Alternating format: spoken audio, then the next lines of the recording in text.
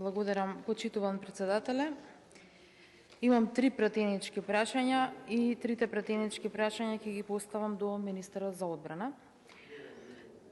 Гледам климнува со глава, претпоставувам дека е поподготвен од минатиот пат.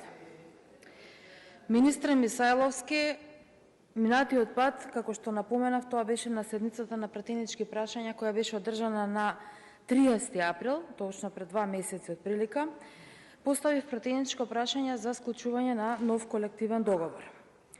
И тогаш, меѓу многуте лаги кои што ги кажавте, со намера да ме обвините мене, го кажавте и следново и цитирам од стенографските белешки. Првен да видиме што кажале од Државниот завод за ревизија за колективниот договор што јас го подпишав. Ајде така да се изразам. Знаете дека беа во Министерството и утврдија дека постапката за носење е незаконска. Не се обезбедени средства, не се обезбедени финансии во буџетот тековен. Исто така не е пријавен во регистарот што го води Министерството за труд. Дополнувате, како вие носите, кој ви дал согласност? Дали владата ви даде согласност да донесете колективен договор? Ова ваша приказна за наводно незаконски колективен договор, за наводно матни набавки, мое незаконско работење и така натаму, веќе 2 години се обидувате да ја манипулирате јавноста, да кажувате невистини, така како што вас ви одговара, а секогаш кога ќе ви речам и ќе ве поканам, ајде на телевизиско соочување за рамноправно да можеме да ги соочиме фактите, одговор нема, вие бегате, премногу сте зафатен и добро. Затоа ќе искористам оваа говорница да ги соопштам фактите. Факт број 1, со кој што се негира вашата лага, дека овој договор е незаконски, дека не добил согласност седница на влада, е овој извадок од записник на седница на влада, одржана на 13 февруари 2024 година. Во него се вели: владата ја разгледа информацијата за давање на овластување на министерот за одбрана за подпишување на нов колективен одговор на Министерството за одбрана, со текст на колективен договор ја усвоја информацијата и ја овласти Славјанка Петровска, министер за одбрана, да го подпише колективниот договор на Министерството за одбрана. Ова е дел од архивите и на владата и на Министерството за одбрана. Ова е првиот документ кој во обид да ме обвините за наводно незаконско работење го криете од Државниот завод за ревизија. Вториот документ кој го криете од Државниот завод за ревизија е овој допис од тогашниот државен секретар во Министерството за одбрана, испратен и уредно примен во Министерството тогашно за труд и социјална политика, во кое се известува дека на ден тој со архивски броеви и така натаму е склучен колективен договор за период од 2 години. Во прилог на овој акт ви се доставува примерок од склучениот договор на ваше запознавање. Подпишан е поранешниот државен секретар и подпишан е тогашниот и сегашниот тогаш раководител, сега директор на правната служба во Министерството за одбрана. И овој документ го криете и од Државниот завод за ревизија, и од јавноста. И да речеме дека ова не било така, дека не сте знаеле. Иако е така, ова се документи кои ги има, повторно ќе речем, во архивите, без нервоза, министра, без нервоза.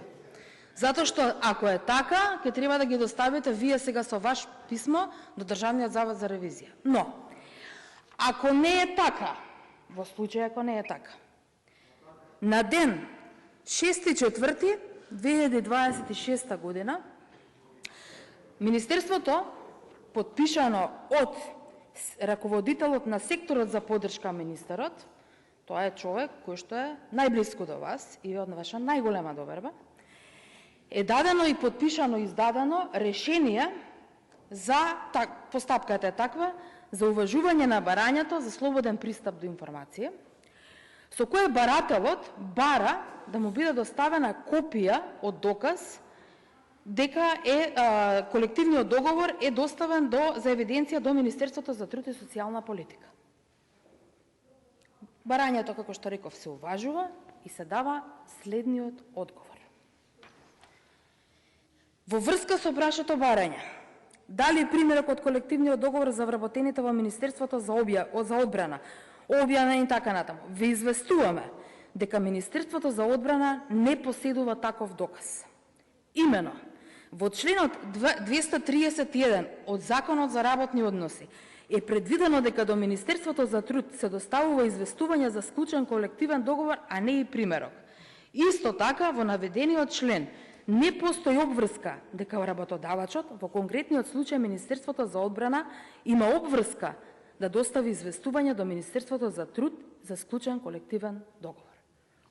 Ова решение, ова одговор на слободен пристап до информации е спротивно не само на вистината дека такви документи постојат, е спротивно тоа што вие го изјавивте на оваа говорница на 30 април и тоа што 2 години наназад го изјавувате.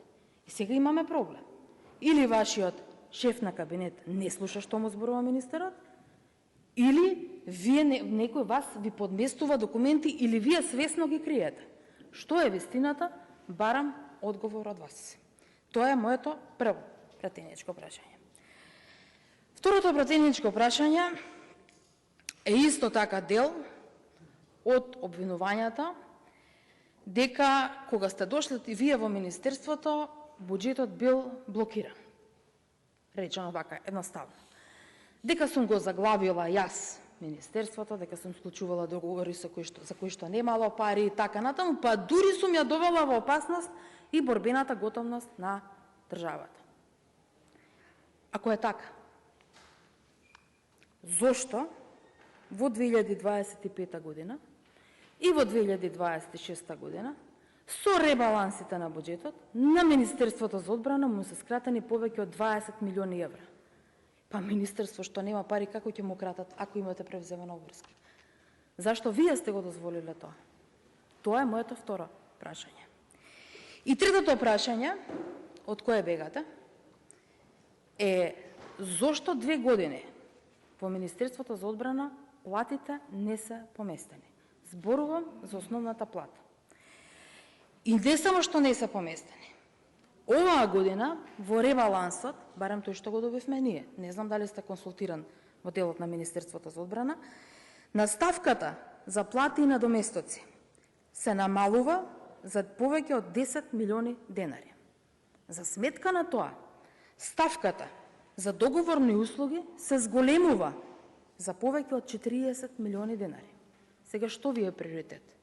Договорните услуги или стандардот на вработените во Министерството за одбрана и армијата? И што е уште пострашно, во време на сезона, ова беше една од најголемите пофалби, вие лично исто така од оваа говорница кажано, за тоа колку сте ги зголемиле дотациите кон општините, а се поврзани со пожарникарите, и таа ставка ви ја кратат. Од 1 милиарда на 770 милиони, 230 милиони денари. Што значи тоа? Го намалувате бројот на пожарникари, го намалувате бројот на исплата во време на веќе почната сезона на пожар. Ова се моите 3 прашања на кои што се надевам дека ќе добијам усмен одговор на оваа седница. Благодарам. Јас ви благодарам. Пратеничката Славјанка Петровска постави 3 прашања до министерот за одбрана, кого го молам да